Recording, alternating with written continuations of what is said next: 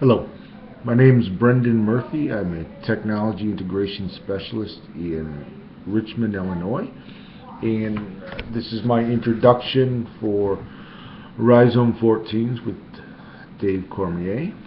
I have experience, a little experience with rhizomatic learning. I listened to Dave a couple of times on webinars, and I think it's really cool. I like to see rhizomatic learning.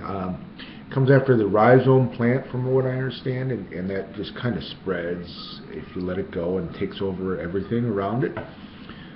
In last year, as we were talking about it, we kind of decided that for rhizomatic learning in your classroom, what you really need to do is let kids know that it's free and open, and they'll spread everywhere, and they won't get very deep.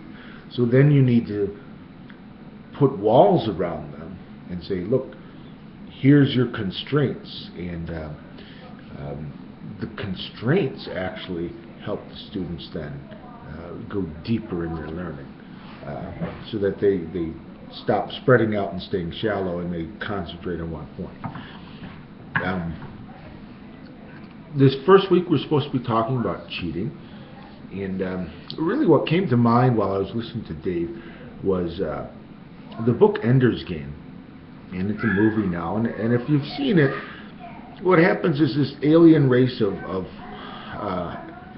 hive-brained creatures have attacked the Earth, and what's interesting about these creatures, these aliens, is that their hive brain allows them to telepathically meld with each other, and so they basically think as one, even though there's millions or even billions of them attacking or whatever at the same time, so that they're completely overwhelming because of their ability to coordinate their attacks. And in the past, they had been stopped, turns out by luck, but you didn't really know that you thought there was some sort of secret training.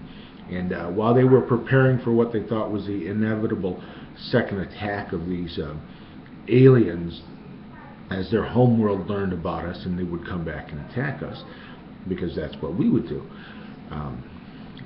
The Earth was desperately trying to genetically engineer the smartest kids in the world and train them to fight back against these. And what the military knew was that it was luck that we defeated them, and so they didn't really know how to train these kids correctly.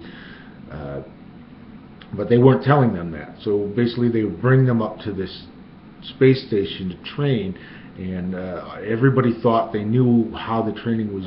The military knew what they were training them for, but the military knew they didn't. So they basically put them in all these situations, leadership situations and tactical situations, and see who would rise above it. And anybody who actually technically broke the rules was singled out as a leader and given more encouragement, because that's what they really needed. They needed somebody. They didn't know how to defeat this alien race, so they needed somebody who could think outside the box. And so that's what they did, is they put them in these situations, and anytime somebody would break the rules and find a new way that was effective, they would encourage that, and so on and so forth. And I never really thought about that in this concept before. Or my brain's not working right now, the word's stuck, but never really thought about that before in terms of teaching and classrooms. But that's kind of the way I like to teach. I go, hey, let me open it up for you. Let me see how you're thinking outside the boxes, and because I think that's kind of what we need in this 21st century. These digital literacy, these skills. We don't know what it's going to look like in 10 years, 20 years, when these kids graduate from high school. We don't know what the job situation will be like, what new jobs will be invented. The pace of change is going so much.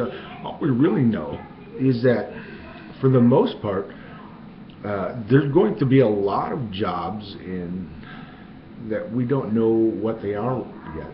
And there's going to be, for my kids that are growing up now, they're most likely going to have to change and unlearn or relearn and completely remake themselves at least once, probably 2 or 3 times during their adult careers. So I don't need to teach them math or social studies or science. I need to teach them how to think through math or social studies or science. They need to have those they need to be grounded and understand basic principles, but they also need to understand how they apply to the world. So cheating really is important, if you want to call it cheating, or as some might call it, thinking outside the box. So thank you for listening. Have a wonderful day.